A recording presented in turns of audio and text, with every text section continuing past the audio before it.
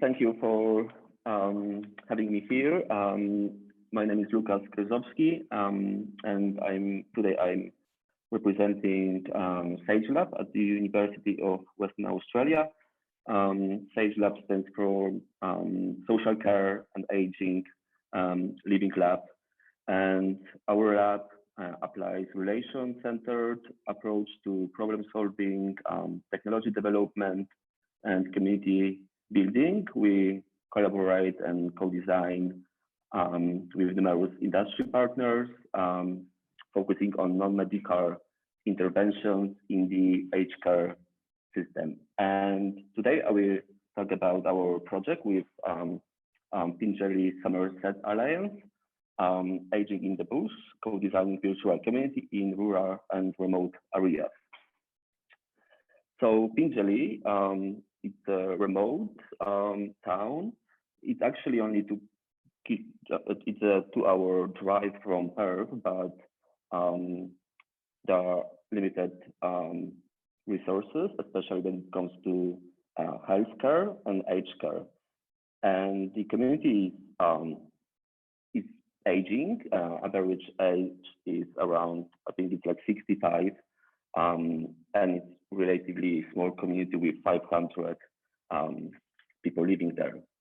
And with the biggest fear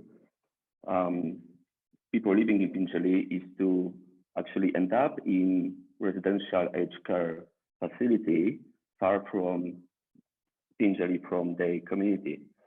And a group of people living there, I would call them community champions, decided to do something with that and start working on a project that would keep younger people staying in Pingelly and attract people who might migrated from Pingelly years ago. So now there was actually kind of a movement, and people are migrating back to Pingelly with different kind of perception or different view of the local community.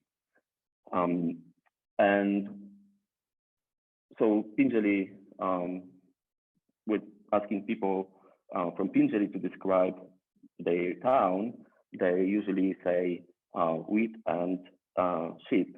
So it's kind of traditional and typical remote town in Western Australia. But at the same time, this group of older stakeholders, I would say, was quite successful in getting funds, for example, to have a community center with restaurant, with small cinema, with many attractions to make the community staying and aging in place. Pingelly is also a place where UWA Future Farm is operating, working on innovative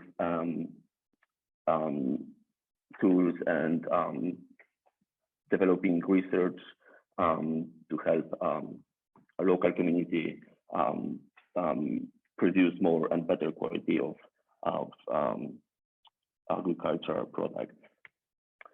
So aging bush, what we know is that wheat belt is aging very fast, and by 2027, the population of people 70 plus will increase by 75%.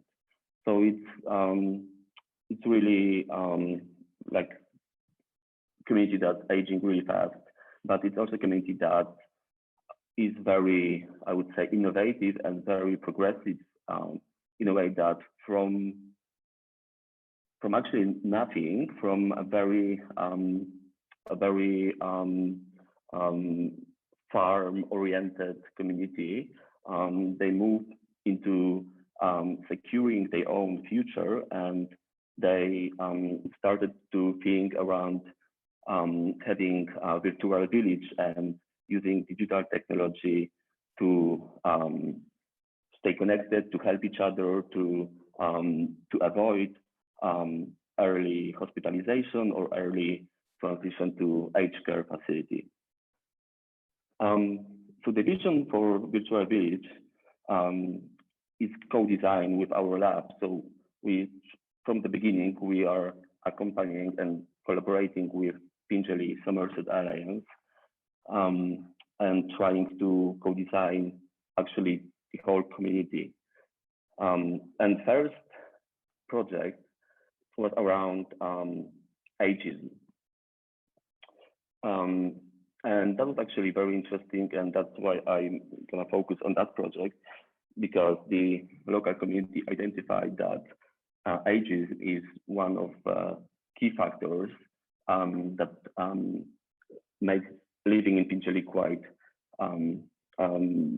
challenging.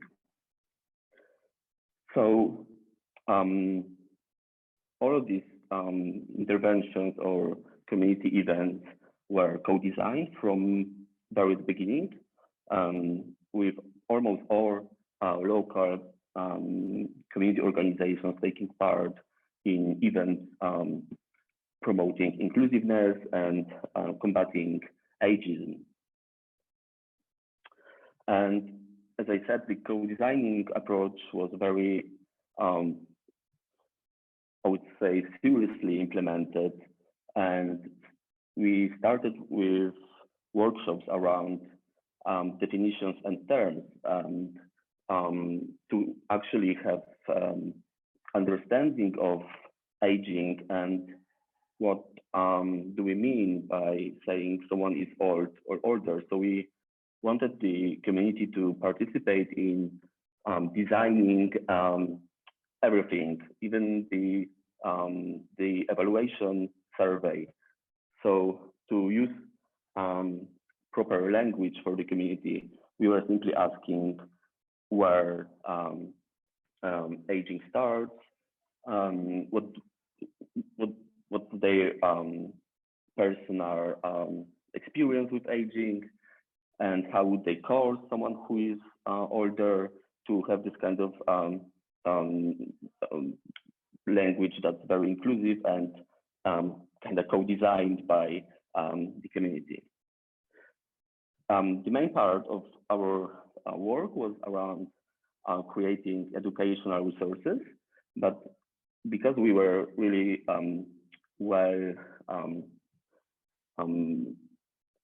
I would say, included in the community, we wanted them to actually design with us evaluation survey. And we are trying to use different kind of tools or like personal cards to create storyboards representing ageism and experience of ageism in Pingelly. But what we learned, or we ended up actually with an idea from the workshop participants, that they don't know these people from the personal cards, that they have their own stories that they are happy to share. So we ended up with many storyboards representing ageism, and we decided to use these storyboards as a part of evaluation survey. So for example, here you can see from Team CAT, we had different keywords that workshop participants used to describe ageism. And one of it was PayPass, and kind of assumption that older person is not able to use PayPass, and that was our experience of one of the research of the workshop participants. In another story was co-designed, again, personal story to not being included in conversation between health professional and daughter of the workshop participants. So that was another storyboard we used to maybe not measure, but to get sense of ageism in Pingelly and what's around this issue is happening. But also, like the last quotation is also interesting, that ageism campaign during current times were there are other issues at large, is the very evidence of privilege or a first world problem. So that was around the Black Lives Matter movement. And at the same time, we had this anti-ageism campaign. And for some people, that was actually unnecessary. And again, it's evidence of privilege first world problem. And the last storyboard was around working and ageism around people working maybe too long. Then we had to actually unpack this, and we got this insights from the community that it's around actually farms and inheriting farms. So working too long would stop younger generation to take over farm. So it was again kind of a bit conflicting, or there was tension around working and ageism. So our approach was very go along. We had planned, but the plan didn't work. We were really applying this relational and personal approach to designing or co-designing a virtual village. And one of the issues that emerged was dementia and the lack of support and understanding in the community. So one of the workshops we had around co-designing Forget-Me-Nots, Dementia Cafe. And that was very successful actually, with many people attending and providing already, I would say, prototypes, what community can provide and how community can actually integrate people living with dementia and their carers. So there was a lot of music, because that's one of the proven activity that helps people living with dementia and their carers. And so that's kind of like the first step to start building awareness around aging, ageism, dementia. And our next steps are going more directly into virtual village. So we are gonna have digital literacy training program, and the community is really interested in using our social technology. That's how we call technology that links people, but doesn't replace real-time interactions. So that's very interesting to see people who at the beginning are very very critical about technology, and in the end they were designing how the digital training program should be tailored to the local community needs. And just to sum up our experience with co-designing in remote and rural areas and communities shows that flexibility is probably the best option and approach. We had to change many times. We sometimes would go for a workshop and we would totally different things than we had planned. So giving options, including everyone's opinion and views, that was very important and created this kind of sense of trust. Motivation is another factor. So everyone, having 60% of the community older than 60 plus means that people are aware of their situation and future, without any aged care providers, without hospital, without any any services like that. So there was this push to change it. And first thing was that we were able to identify local champions who started this kind of discussion around ageism and the need to develop or incorporate some digital technology to their local life. We were applying the bottom-up approach and constantly saying that they are responsible and they are experts. We rely on community intelligence in terms of getting sense what they need and how our ideas can be challenged or tailored to their needs. Yeah, so I think that's all I would like to share with you. If you have any questions, I'm happy to answer. Thank you so much. So yeah, we've just got a couple of minutes for the next session. So I'd like to invite questions in the chat or from the room. First round of applause. Yes.